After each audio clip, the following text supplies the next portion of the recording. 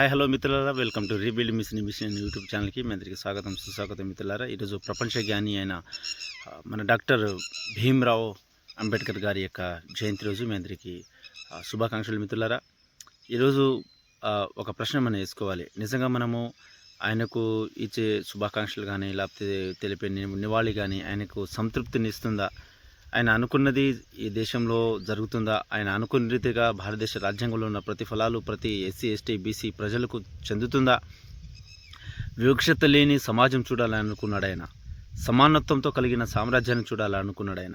మానవత్వం కలిగిన విలువలతో కూడిన మనుషులను చూడాలను అనుకున్నాడు ఆయన. ఆయన ఒక కనికరము, దయ, అందరూ సమానత్వమైన సామ్రాజ్యాన్ని నిర్మించాడు ఆయన. ఆయన అనుకున్నది నిజంగా భారతదేశంలో జరుగుతుందా? ఆయన అనుకున్న రీతిగా భారతదేశ రాజ్యాంగంలో ఉన్న ప్రతి హక్కు, ప్రతి ఫలాలు ప్రజలకు చెందాలి అనుకున్నట్లుగా ఈరోజు నిజంగా చెందుతున్నాయి అనే ప్రశ్న కూడా మనం వేసుకోవాలి మిత్రులారా. నిజంగా సుప్రీంకోర్టు వైఖరి ప్రజలకు ఒక వ్యతిరేకంగా ఒక తీర్పునిస్తూ ఉంది. ప్రతి గవర్నమెంట్ పోలీసు సెక్టార్లో వెళ్ళినా కూడా పేద ప్రజలకు ఒక విధంగా న్యాయం జరుగుతుంది. ఈ ప్రతి రంగంలో చూసినా కూడా అంబేద్కర్ కోరుకున్నట్లుగా ఏ పేద ప్రజలకు న్యాయం జరగట్లేదు. ఇది చాలా స్పష్టమైన విషయమే. అయితే మిత్రులారా, భారత రాజ్యాంగంలో ఆయన అనుకున్న రీతిగా మనం ఆయనను నివాళి అర్పిస్తున్నామంటే, ఆయనను జ్ఞాపకం చేసుకుంటున్నాం. ఆయన నా దేవుడు, ఆయన మన దేవుడు, ఆయన ఉద్యమకారుడు, ఆయన ఏదేదో మనం చెప్తూ ఉంటాం. ఆయన నావాడు, ఆయన మనవాడు, నా కోసం ఆయన పోరాటం చేసిండు, హక్కిచ్చాడు అని ఒకవేళ ఎవరైతే అనుకుంటారో వాళ్ళు ఆయన ఇచ్చే గౌరవం ఏంటంటే భారత రాజ్యాంగాన్ని చదవడం మాత్రమే, భారత రాజ్యాంగాన్ని అవగాహన తెచ్చుకోవడం మాత్రమే ఆయన గౌరవించేటట్లు. మిత్రులరా, భారత రాజ్యాంగంలో ఆర్టికల్ 14 అందరూ సమానమే, సమాన రక్షణ కలిగించిన హక్కు, అది మంటలో కలిసిపోయింది. ఆర్టికల్ 15 కులం, మతం పేరుతో, లింగం పేరుతో జాతి వివక్షత చూపించకూడదు అంటున్నారు. అది ఇప్పుడు అది కూడా సర్వనాశనం అవుతా ఉంది. ప్రతి ఒక్కరు ఎక్కడ చూసిన వివక్షత. Article 19, article 17 అంటరానితనము.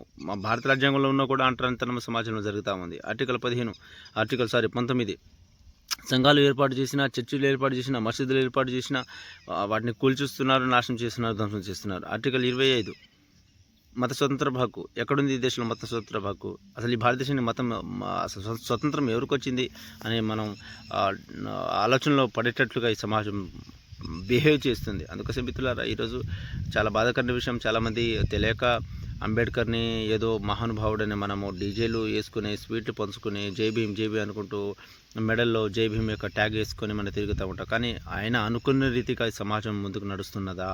ఆయన అనుకున్న సామ్రాజ్యం నడుస్తున్నదా? ఆయన అనుకున్న భారతదేశము ఆయన అనుకున్నదిగా ఉన్నదా?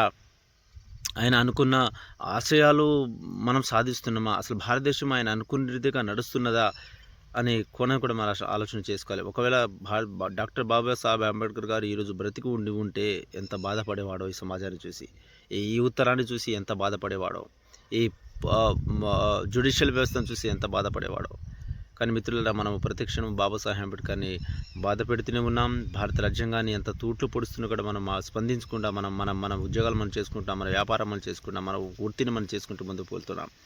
ఏదో గుంపులో గోయిది లెక్క సమాజం స్పృహ లేకుండా మనం బ్రతుకుతున్నాం. ఇలాంటి బ్రతుకు కావాలి అని ఎప్పుడు నా ప్రజలు ఇలా భక్తితో బానిసతులు అవుతారు అని ఎప్పుడు ఊహలో కూడా అనుకొని ఉండొచ్చు బాబాసాహెబ్ అంబేద్కర్ గారు. నా ప్రజలు చైతన్యవంతులు కావాలి, నా ప్రజలు పోరాటం చేయాలి, నా ప్రజలు ఉద్యమం చేయాలి, నా ప్రజలు పోరాడి హక్కులను కాపాడుకోవాలి, నా ప్రజలు అధికారం కాపాడుకోవాలి, నా ప్రజలు భారతదేశంలో ప్రతి సంపదను కాపాడుకోవాలి, ప్రతి సంపద దక్కాలి అనే ఆశయంతో మాత్రమే బాబాసాహెబ్ అంబేద్కర్ ఉన్నాడు తప్ప భక్తితో బానిసలుగా మరి నాకెందుకులే అని, సమాజంతో నాకేం పనిలే, నా సాధన కోసం నేను చూసుకుంటా, ఇక నా ఉద్యోగం నేను చూసుకుంటాను ఎప్పుడు ఆయన అనుకోలేదు. అలా అనుకొని ఉంటే అంత మహత్తరమైన పోరాటం చేసి ఆయన త్యాగం, జీవితాలు, పిల్లల యొక్క జీవితము, భార్య యొక్క జీవితము, తన జీవితము, తన ఆరోగ్యం, ఆయన ఇంత త్యాగం చేసి సమాజం కోసం పోరాటం చేసి భారత రాజ్యాంగం చేతికి అందించవలసిన అవసరం ఆయనకు లేనేలేదు.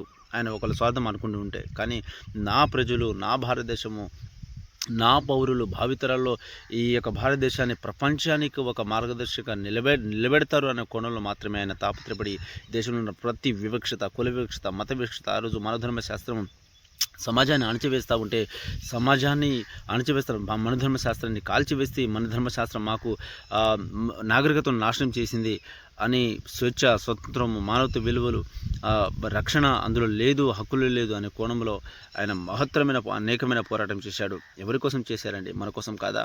ఈ భారత సమాజం కోసం కాదా? కానీ మనం ఏం చేస్తున్నాం? మన స్వార్థం కోసం మనం ఆలోచించుకుంటూ భారత రాజ్యాంగం అవగాహన లేకుండా, అంబేద్కర్ అవగాహన లేకుండా మనము విచ్చలవిడిగా జై భీమ్ అనుకుంటూ స్పీడ్లు పంచుకుంటూ డీజేలు పెట్టుకుంటూ గంతులు వేసుకుంటూ గందరగోళం చేస్తూ ఉంటాం, గోలగోల చేస్తూ ఉంటాం.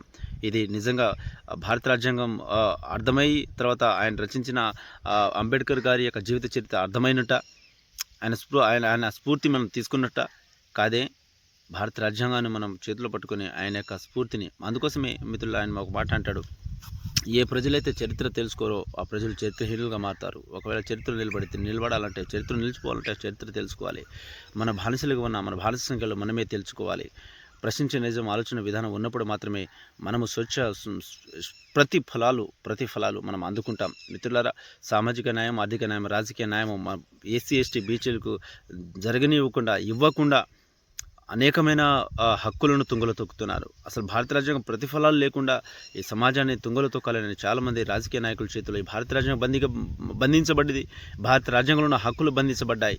ఇంకా భారతదేశంలో ప్రతి జాతి నాశనం చేయడానికి, అణిచివేయడానికి ప్రతి ఆర్ఎస్ఎస్ బీజేపీ వాళ్ళు కుట్ర చేస్తున్నారు. మిత్రులారా, ఈ విషయాన్ని చాలా తెలుసుకోవాలి.